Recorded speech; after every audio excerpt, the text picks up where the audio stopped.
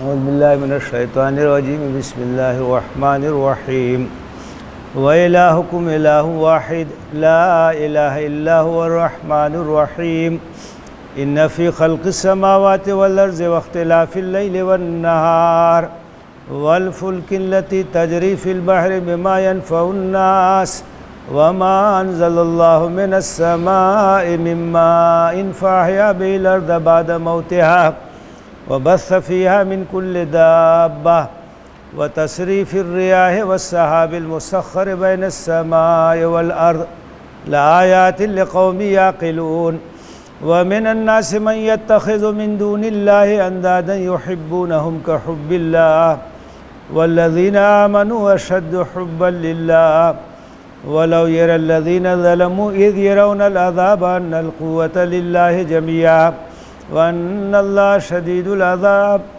إِذْ تَبَرَّأَ الَّذِينَ اتُّبِعُوا مِنَ الَّذِينَ اتَّبَعُوا وَرَأَوُا الْعَذَابَ وَتَقَطَّعَتْ بِهِمُ الْأَسْبَابُ وَقَالَ الَّذِينَ اتَّبَعُوا لَوْ أَنَّ لَنَا كَرَّةً فَنَتَبَرَّأَ مِنْهُمْ كَمَا تَبَرَّؤُوا مِنَّا كَذَلِكَ يُرِيهِمُ اللَّهُ أَعْمَالَهُمْ حَسَرَاتٍ عَلَيْهِمْ وَمَا هُمْ بِخَارِجِينَ مِنَ النَّارِ يا أيها الناس كلوا مما في الأرض حلالا طيبا ولا تتبعوا خطوات الشيطان إنه لكم عدو مبين إنما يأمركم بالسوء والفحشاء وأن تقولوا على الله ما لا تعلمون وإذا قيل لهم اتبعوا ما أنزل الله قالوا بل نتبع ما ألفينا عليه آباءنا أولو كان آباؤهم لا يعقلون شيئا ولا يهتدون ومثل الذين كفروا كمثل الذي ينعق بما لا يسمع إلا دعاء ونداء صم بكم عمي فهم لا يعقلون يا أيها الذين آمنوا كلوا من طيبات ما رزقناكم واشكروا لله إن كنتم إياه تعبدون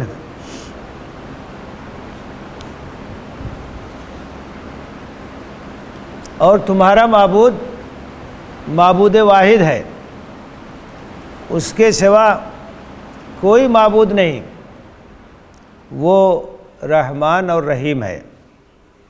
بے شک آسمانوں اور زمین کی تخلیق میں اور رات اور دن کے آنے جانے میں اور کشتی میں جو سمندر میں لوگوں کی نفع بخش چیزیں لے کے چلتی ہے اور آسمان سے جو پانی اللہ نے نازل کیا اور اس کے ذریعے سے موت کے بعد زمین کو زندہ کر دیا اور اس میں تمام جانوروں کو پھیلا دیا، اور ہواؤں کے چلنے میں اور اس بادل میں جو آسمان اور زمین کے درمیان معلق ہے، نشانیاں ہیں ان لوگوں کے لیے جو عقل رکھتے ہیں۔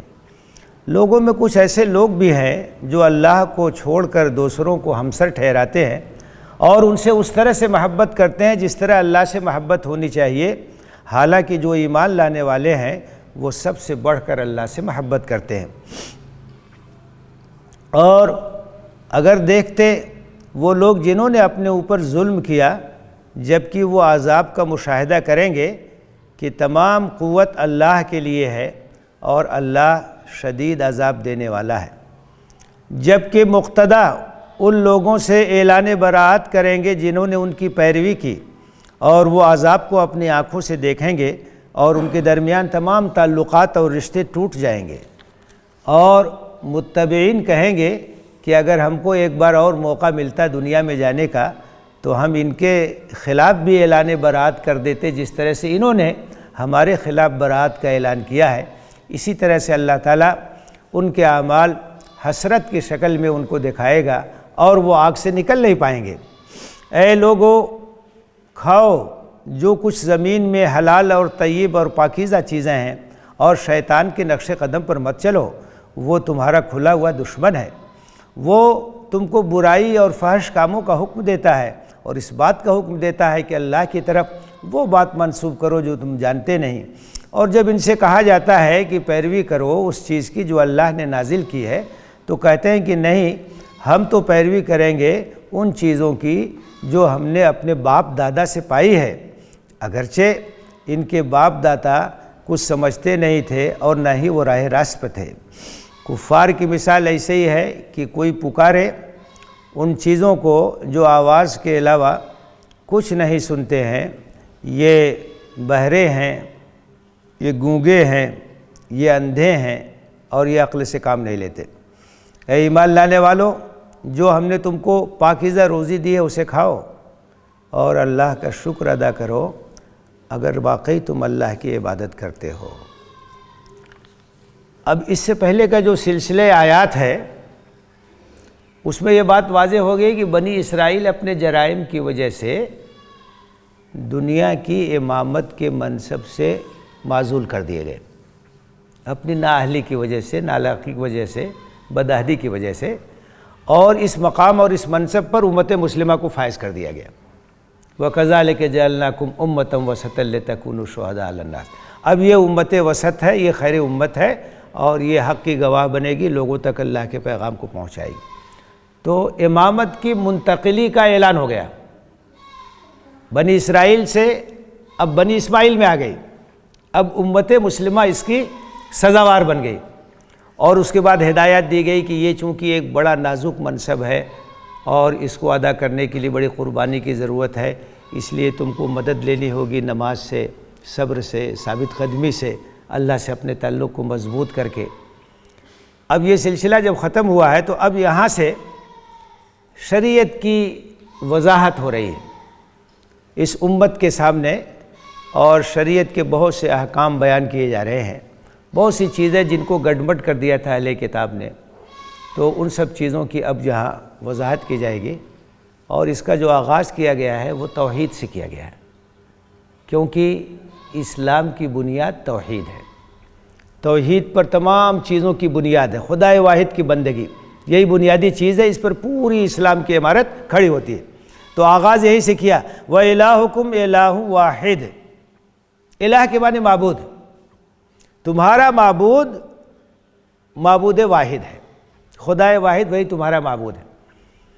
تمہارا معبود کا مطلب یہ ہوا کہ معبود حقیقی وہی ہے، معبود برحق وہی ہے، لا الہ الا اللہ، معبود برحق صرف وہی، باقی جتنے ہیں سب باطل ہیں، جن کو بھی خدا مانتے ہیں، معبود مانتے ہیں، وہ حقیقت میں اس کے سزاوار نہیں ہیں۔ تو عبادت کا جو مستحق ہے، معبود برحق ہے، وہ خدا واحد ہے، وہ اللہ ہے، اس کے علاوہ جتنے معبود ہیں سب کیا ہے، معبودان باطل ہیں۔ فرمایا وَإِلَٰهُكُمْ إِلَٰهٌ وَاحِدٌ، تمہارا معبود معبود واحد ہے، لا الہ الا ہو، اس کے سوا کوئی معبود نہیں، اس کے سوا کوئی معبود نہیں کا مطلب یہ ہے کہ اس کے سوا کوئی عبادت کا مستحق نہیں۔ بنا تو بہت سے رکھے ہیں لوگوں نے، لیکن یہ سب کیا ہے، غلط ہیں۔ عبادت کا مستحق صرف وہی ہے، معبود برحق صرف وہی ہے، باقی سب جھوٹے خدا ہے۔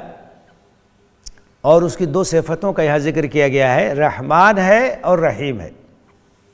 سورہ فاتحہ میں بھی یہ صفتیں آئی ہوئی، یہ اللہ تعالیٰ کی صفت رحمت سے رحمان بھی بنا ہے اور رحیم بھی بنا ہے، اور دونوں میں تھوڑا سا فرق ہے۔ فرق کیا ہے؟ رحمان کا جو وزن ہے یہ عربی میں فعلان کے وزن پر ہے، اور اس وزن پر جو الفاظ آتے ہیں اس کے اندر جوش اور کثرت کا معنی ہوتا ہے۔ جیسے ہم کہتے ہیں غضبان، مطلب بہت غصے میں ہے، ہم کہتے ہیں جوعان، مطلب بھوک بڑی شدت کی لگی ہوئی، عطشان، پیاس بہت شدید ہے، سکران، نشے میں ایک دم سے چور ہے، قدم زمین پہ نہیں پڑ رہے ہیں۔ اس وزن کے اندر معنی کس چیز کا ہے؟ مبالغے کا ہے، کثرت کا ہے۔ اور رحیم جو ہے یہ فعیل کے وزن پر ہے، اور اس کے اندر جو معنی ہے وہ دوام اور استمرار کا معنی ہے۔ کریم، کریم کا مطلب کیا ہوتا ہے کہ کرم اس کی مستقل صفت ہے، مسلسل ہے وہ۔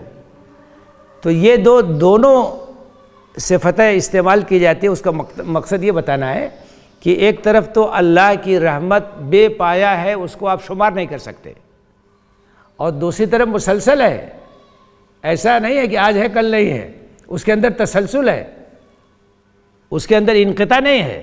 تو اللہ بہت مہربان ہے، مسلسل رحم کرنے والا، اور اس کی رحمت ہی کا یہ مظہر ہے کہ اس نے ہدایت کے لیے رسول کو بھیجا، کتاب نازل کیا تاکہ ہمارے بندے گمراہ نہ ہونے پائیں۔ سورہ رحمان کا آغاز دیکھیں کہاں سے ہوتا ہے؟ الرحمن علم القرآن۔ وہ خدائے رحمان ہے، اس لیے اس نے قرآن کی تعلیم دی۔ یہ جو ہدایت کا نزول ہے یہ اللہ کی رحمت کا نتیجہ ہے، بندوں پر مہربان ہے، اس لیے ان کی ہدایت کا اس نے انتظام کیا۔ بھئی ماں اپنے بچے پہ مہربان ہوتی ہے تو اس کی دیکھ ریکھ کرتی ہے، باپ اپنے بچے پہ مہربان ہوتا ہے تو اس کے ساتھ شفقت کرتا ہے۔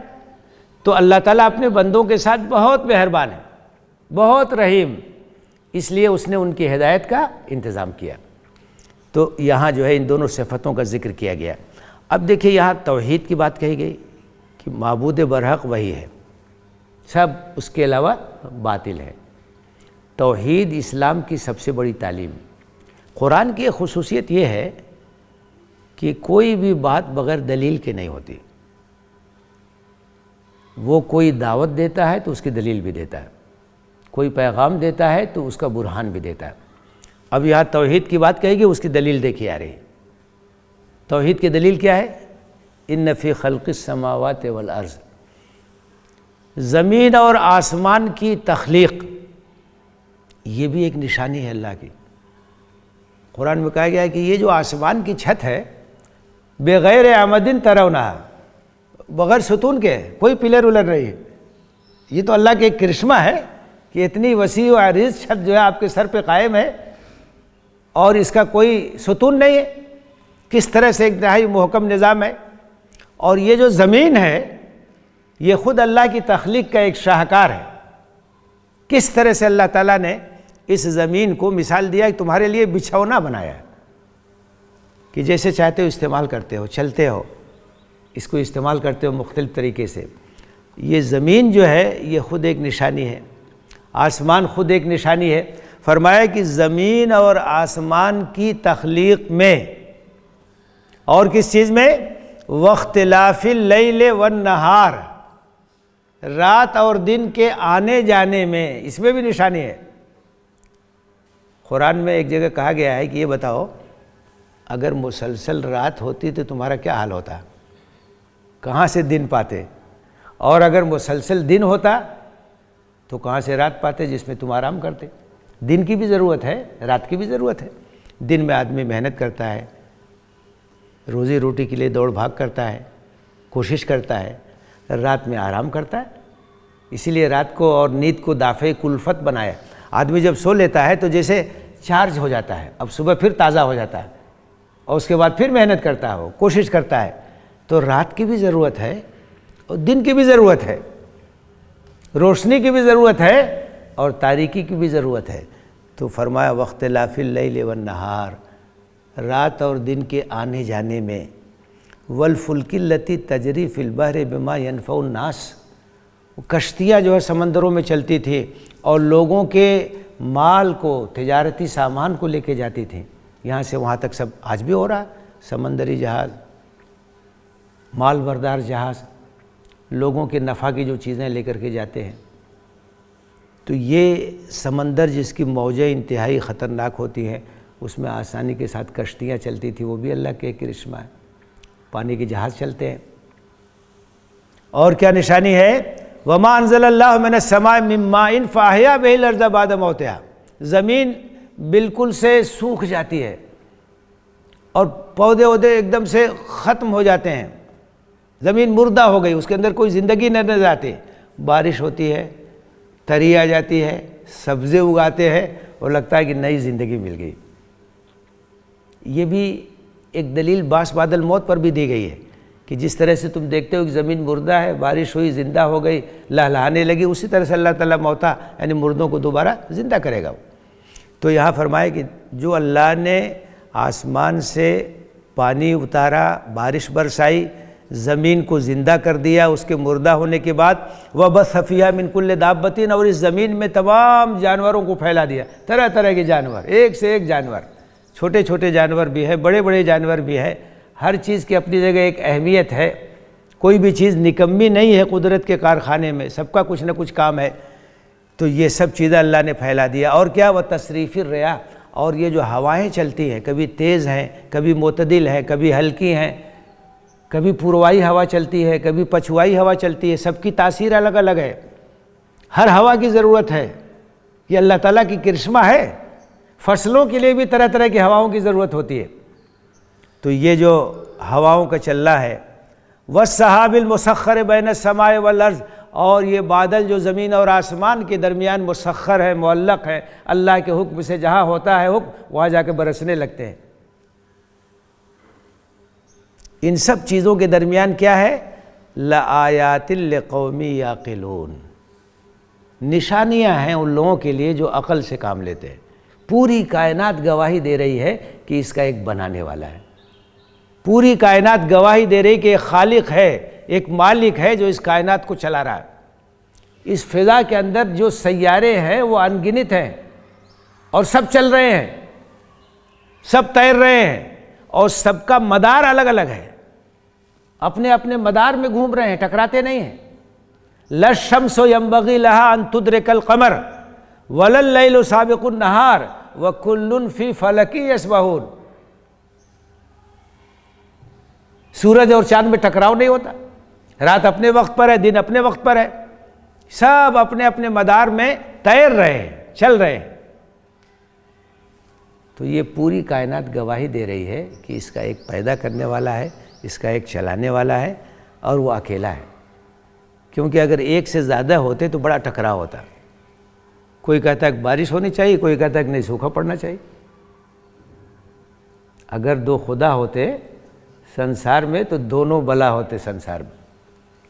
وَفِي كُلِّ شَيْءٍ لَهُ آیَةٌ تَدُلُّ عَلَىٰ أَنَّهُ وَاحِدٌ، ہر چیز میں نشانی ہے، اس بات کی نشانی ہے کہ وہ ایک ہے، خدا واحد ہے، وہ اس پوری کائنات کو چلا رہا ہے۔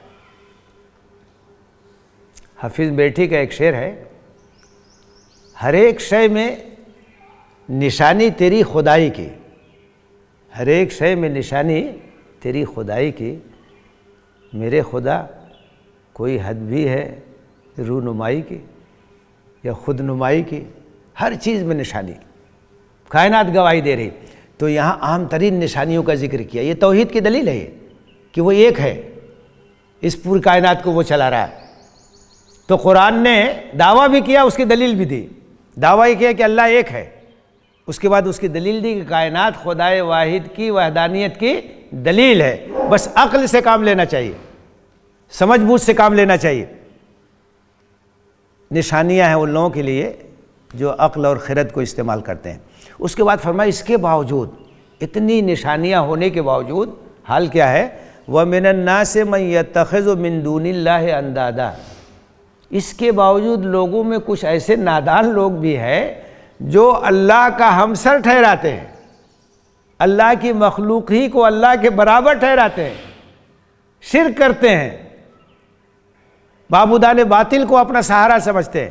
کتنے بے عقلی کی بات ہے، پوری کائنات گواہی دے رہی کہ اللہ ایک ہے، اس کے سامنے اپنا سر جھکاؤ تو یہ جو ہے مشرکانہ چیزوں میں مبتلا ہے۔ فرمائے کہ لوگوں میں کچھ لوگ ایسے ہیں جو اللہ کو چھوڑ کر کے ساجی ٹھہراتے ہیں۔ انداد جو ہے ندن کی جمع ہے، ندن کے معنی ہمسر، برابر۔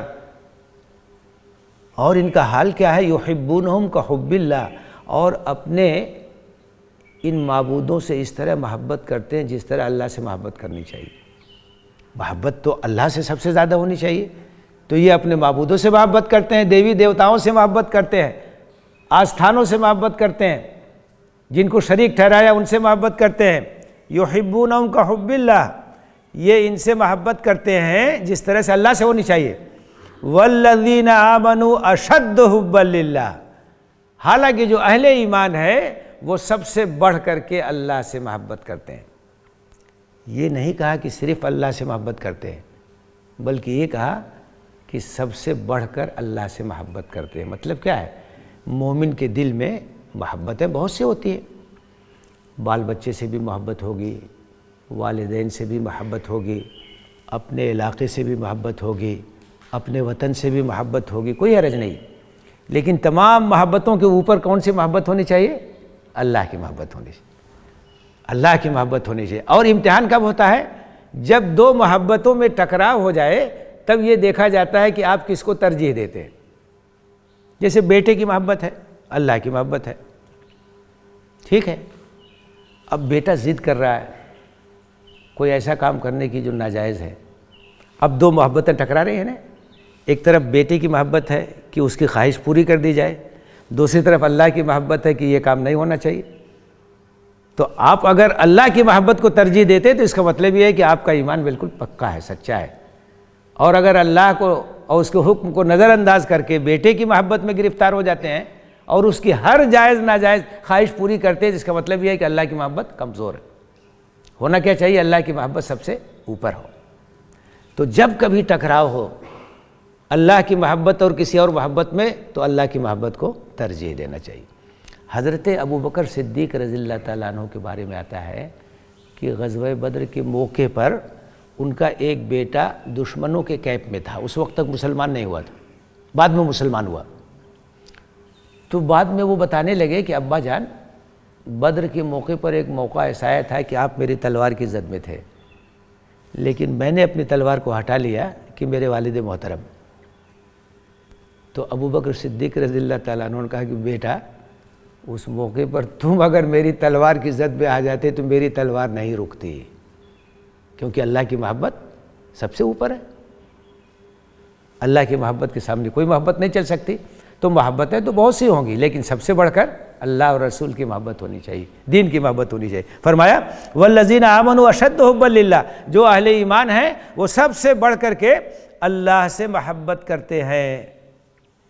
وَلَوْ يَرَى الَّذِينَ ظَلَمُوا إِذْ يَرَوْنَ الْعَذَابَ، یہ لوگ جو اپنے اوپر ظلم کر رہے ہیں، شرک کر کے، کفر کر کے، نافرمانی کر کے اپنے اوپر جو ظلم کر رہے ہیں، یہ اگر دیکھتے، جب عذاب کو دیکھیں گے، اگر ان کی سمجھ میں آتا تو اس وقت جو ہے ان کے سمجھ میں کیا آئے گا؟ آج تو بھولے ہوئے ہیں، ان القوۃ للہ جمیعا، تب ان کی سمجھ میں آئے گا کہ ہم تو برسر باطل تھے، قوت تو سب اللہ کے ہاتھ میں۔ وہاں سمجھ میں آئے گا تو یہاں تو کسی کی نہیں چل رہی، ہم سمجھ رہے تھے کہ ہمارے دیوی دیوتا ہم کو بچا لیں گے، یہاں تو اللہ کے سامنے کسی کی نہیں چل رہی، کوئی طاقت نہیں رکھتا ہے۔ تو وہاں ان کی سمجھ میں آئے گا ان القوۃ للہ جمیعا، کہ طاقت اور قوت سب کس کے پاس ہے؟ اللہ کے پاس ہے۔ وَأَنَّ اللَّهَ شَدِيدُ الْعَذَابِ، اور اللہ بڑا شدید عذاب دینے والا ہے، اس کی پکڑ بڑی سخت ہے، کوئی بچا نہیں سکتا ہے۔ اور وہاں کیا ہوگا؟ یہاں تو آپ دیکھتے ہیں نا کہ بہت سے لیڈر ہیں اور ان کے پیچھے بہت سے ان کے چلنے والے ہیں، متبعین ہیں۔ فرعون ہے تو اس کے پیچھے جو ہے اس کی قوم ہے، ہر دور کے فرعون ہیں، بڑے بڑے لیڈر ہیں، اور ان کے پیچھے جو ہے جے بولنے والے ہیں، زندہ باد بولنے والے ہیں۔ اور قیامت میں کیا ہوگا؟ قیامت میں دیکھیے کیا ہوگا، اِذْ تَبَرَّأَ الَّذِينَ اتَّبَعُوا مِنَ الَّذِينَ اتَّبَعُوا، جو لیڈر ہیں، جو مقتدیٰ ہے، پیشوا ہے، یہ اپنے متبعین سے برات کا اعلان کر دیں گے۔ ہم تو نہیں جانتے یہ کون ہے، جن کے اوپر جان دے رہے ہیں، جن کے پیچھے پیچھے بھاگ رہے ہیں اور زندہ باد کا نعرہ لگا رہے ہیں، ان کی بات مان رہے ہیں۔ قیامت کے دن کیا ہوگا کہ یہ جتنے لیڈر ہیں یہ اپنے پیروں سے کہیں گے یہ کون لوگ ہیں، ان کو تو ہم پہچانتے نہیں، ہمارا ان سے کوئی تعلق نہیں، برات کا اعلان کر دیں گے۔ تبرع کے معنی برات کا اعلان، ہمارا ان سے کوئی رشتہ نہیں۔ تو یہ جو لیڈر ہیں یہ اپنے فالوورز سے برات کا اعلان کریں گے۔ ورأوا العذاب، اور سب کی نگاہوں کے سامنے عذاب ہوگا، سب کو فکر ہوگی کہ ہم کیسے بچیں۔ وتقطعت بہم الاسباب، سب رشتے ناتے سب ختم ہو جائیں، کوئی کسی کام نہیں آئے۔ تو وہاں پر جو بیچارے پیرو لوگ ہیں وہ کیا کہیں گے؟ وقال الذین اتبعوا، جو متبعین ہیں، فالوورس ہیں، پیچھے چلنے والے ہیں، وہ کہیں گے لو ان لنا کرۃ، ایک چانس اگر مل جاتا دنیا میں پھر جانے کا، ایک بار اور زندگی مل جاتی تو کیا ہوتا؟ فنتبرأ منہم کما تبرؤوا منا، تو جس طرح سے یہ لوگ ہم سے اعلان برات کر رہے ہیں تو ہم بھی ان سے اعلان برات کر دیتے کہ جاؤ، ہم سے کوئی مطلب نہیں، ہمارا ساتھ لیا، ہمارا نوٹ لیا، ہمارا سپورٹ لیا، سب کچھ کیا، اور یہاں جب کچھ مدد کی بات آئی تو ہم سے برات کا اعلان کر رہے ہیں کہ ہم نہیں جانتے یہ کون ہے، ہم کو بھی ایک چانس مل جاتا تو ہم بھی بالکل برات کا اعلان کر دیتے، ہم نہیں جانتے یہ کون ہے، دونوں ایک دوسرے سے برات کا اعلان کریں گے۔ کذالک یریہم اللہ اعمالہم حسرات علیہم، اسی طرح سے اللہ تعالیٰ وہاں ان کے اعمال کو اس طرح سے دکھائے گا کہ وہ حسرت بن جائے گی تمام چیزیں، کاش ہم نے ایسا نہ کیا ہوتا، کاش ہم نے اللہ کی بات مانی ہوتی، کاش ہم نے رسول کی بات مانی ہوتی، کاش ہم ان نیتاؤں کے چکر میں نہ پڑے ہوتے، ان رہنماؤں کے چکر میں نہ پڑے، وہاں سب افسوس کریں گے، حسرت کا اظہار کریں گے۔ وما ہم بخارجین من النار، اور چاہے کتنا بھی حسرت کریں اب وہاں آگ سے تو نکل نہیں سکتے، عذاب سے تو چھٹکارا مل نہیں سکتا، جہاں موقع تھا انہوں نے کیا نہیں۔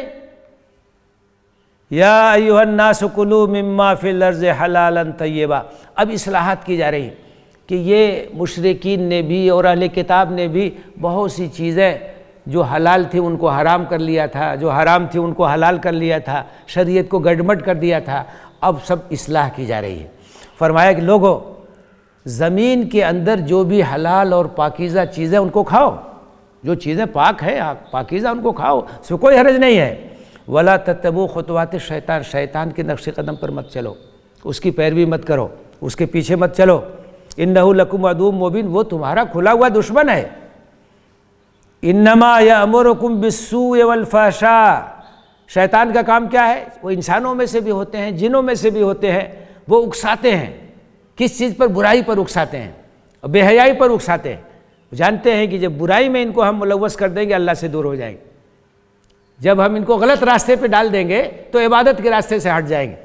تو شیطان اور اس کے لشکر کے جو لوگ ہیں ان کا ہتھیار یہ ہے کہ اکساتے ہیں، آمادہ کرتے ہیں، برائی کی طرف لے جاتے ہیں، فحشاء بے حیائی کی طرف لے جاتے ہیں، فحش کاموں کی طرف لے جاتے ہیں۔ وَأَن تَقُولُوا عَلَى اللَّهِ مَا لَا تَعْلَمُونَ، اور کہتے ہیں کہ یہ بات اللہ کی طرف منسوب کرو، وہ بات اللہ کی طرف، یعنی اللہ کے دین میں تحریف کرو، جو چیز دین میں نہیں ہے اس کو دین میں شامل کرنے کی کوشش کرو، بدعتوں کو ایجاد کرو، اپنی طرف چیزیں گڑھ کر کے لا، اس طرح کی چیزیں یہ کرتے ہیں۔ وَإِذَا قِيلَ لَهُمْ اتَّبِعُوا مَا أَنزَلَ اللَّهُ، اور اس طرح کے لوگوں سے جب کہا جاتا ہے کہ بھائی جو اللہ نے نازل کیا ہے، جو حکم ہے، جو شریعت ہے، اس کی پیروی کرو، تو کیا کہتے ہیں؟ بل نتبع ما الفینا علیہ آبانا، نہیں ہم تو باپ دادا سے جو پائے ہیں اسی کی پیروی کریں۔ کسی بھی جگہ جب اصلاح کی آپ کوشش کرتے ہیں تو لوگ کہتے ہیں کہ تو باپ دادا سے ہوتا چلا رہا، ہم کیسے چھوڑیں گے؟ ہمارے ہاں بتاتے ہیں بہت پہلے ہمارے گاؤں میں ایک تھے مولی غیرت صاحب، بہت پرانے، تو وہاں اور ہو سکتا ہے بہت سے علاقوں میں غلے میں لوگ 40واں نکالتے تھے، حالانکہ غلے میں 40واں نہیں ہے، غلے میں 10واں یا 20واں ہے۔